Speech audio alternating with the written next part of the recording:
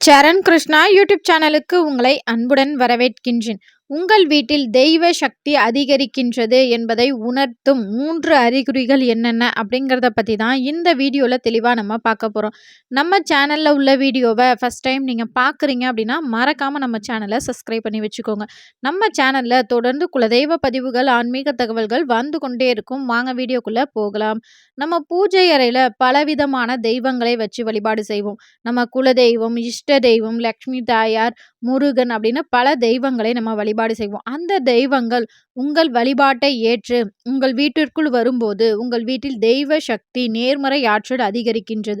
அதை நீங்க எப்படியெல்லாம் தெரிஞ்சுக்கலாம் அப்படின்னு பார்த்தீங்கன்னா, ஒரு 3 அறிகுறிகள் இருக்கு. இது அனைத்து தெய்வங்களுக்கும் பொருந்தும், உங்க குலதெய்வம் உட்பட. இந்த 3 அறிகுறிகள்ல ஒரு சில அறிகுறிகள் உங்க வீட்ல தெரிஞ்சா கூட நீங்க கட்டாயம் தெரிஞ்சுக்கலாம். நம்ம வீட்ல ஒரு தெய்வ சக்தி அதிகரிக்கின்றது, நேர்மறை ஆற்றல் அதிகரிக்கின்றது அப்படிங்கிறது. அதுல முதல் அறிகுறி என்ன அப்படின்னு பார்த்தீங்கன்னா, ஒரு வீட்ல தெய்வ சக்தி, நேர்மறை ஆற்றல் இருக்கின்றது அப்படின்னாலே உங்க வீட்ல பல்லிகள் இருக்கும்.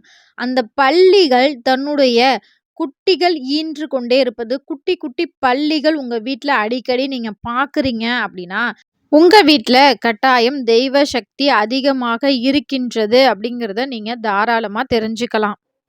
2வது அறிகுறி என்ன அப்படின்னு பார்த்தீங்கன்னா, தெய்வ அம்சம் பொருந்திய உயிரினங்கள் உங்கள் வீட்டிற்கு, உங்கள் இல்லம் தேடி வருவது. அது என்னென்ன உயிரினம் அப்படின்னு பார்த்தீங்கன்னா, சிட்டுக்குருவிகள், பசுமாடு, காகம் இது போன்ற உயிரினங்கள் மற்றும் கருப்பு எறும்பு, இந்த ஜீவராசிகள்லாம் உங்க வாசல்ல வந்து நீங்க குடுக்கக்கூடிய தானங்களை சாப்பிடுவது, இல்ல வாசல்ல நின்று பார்த்து உங்கள கூப்ட்டு உணவு கேட்பது, இது அனைத்துமே உங்க வீட்ல தெய்வ சக்தி நிறைவாக இருக்கின்றது, தெய்வ சக்தி அதிகரித்து கொண்டே இருக்கின்றது அப்படிங்கிறத உணர்த்துகின்றது. அது மட்டும் அல்லாது, எல்லாரும் நல்லா இருக்கணும், எல்லாருக்கும் நம்ம நெறைய நல்லது செய்யணும், நம்மளால முடிஞ்ச நல்லது மட்டுமே செய்வோம்.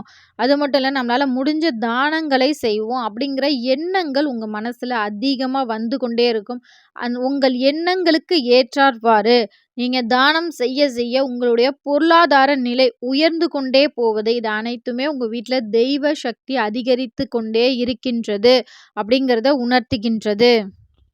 3வது அறிகுறி என்ன அப்படின்னு பார்த்தீங்கன்னா, எந்த ஒரு தடை அப்படிங்கிற வார்த்தையே உங்க குடும்பத்தில இருக்காது. அது சுபகாரிய தடைகளா இருக்கட்டும், இல்ல படிப்புல தடைகள், வேலையில தடை அப்படிங்கிற எந்த ஒரு விஷயமும் இருக்காது. நீங்க இப்போ ஒரு கோயிலுக்கு போணும் அப்படின்னு நெனச்சா கூட டக்கு டக்குன்னு கோயிலுக்கு போவீங்க. ஒரு நல்ல காரியம் செய்யணும்னு நெனச்சா அதுவும் உங்களுக்கு டக்குன்னு நடக்கும்.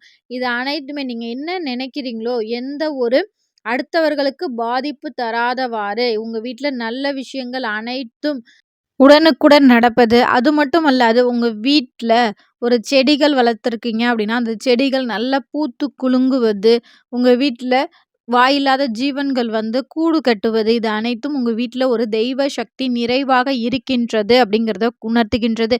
அது மட்டும் அல்லாது ஒரு மன நிம்மதி கிடைக்கும்.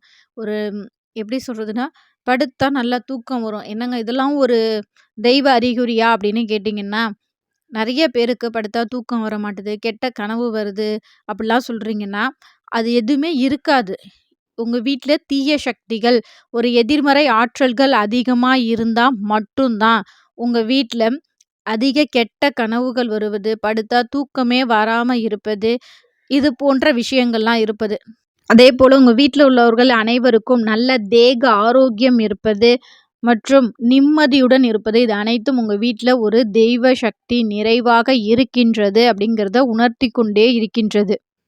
இதில் ஒரு சில அறிகுறிகள் உங்களுக்கு தென்பட்டால் கூட கண்டிப்பா உங்க வீட்ல தெய்வ ஆற்றல் இருக்கின்றது, தெய்வ சக்தி நிறைவாக இருக்கின்றது அப்படிங்கிறத நீங்க கட்டாயம் தெரிஞ்சுக்கலாம். இந்த வீடியோ பார்க்குற உங்களுக்கு பிடிச்ச தெய்வம் என்ன அப்படிங்கிறத மறக்காம எங்களோட கமெண்ட் செக்ஷன்ல ஷேர் பண்ணிக்கோங்க. இந்த வீடியோ உங்களுக்கு பயனுள்ளதாக இருக்கும் என்ற நம்பிக்கையில் மற்றொரு வீடியோவில் சந்திக்கிறேன். இந்த வீடியோ உங்களுக்கு பிடிச்சிருந்தா லைக் பண்ணுங்க, ஷேர் பண்ணுங்க, மறக்காம சப்ஸ்கிரைப் பண்ணுங்க. இது உங்கள் சரண் கிருஷ்ணா யூடியூப் சேனல். நன்றி, வணக்கம்.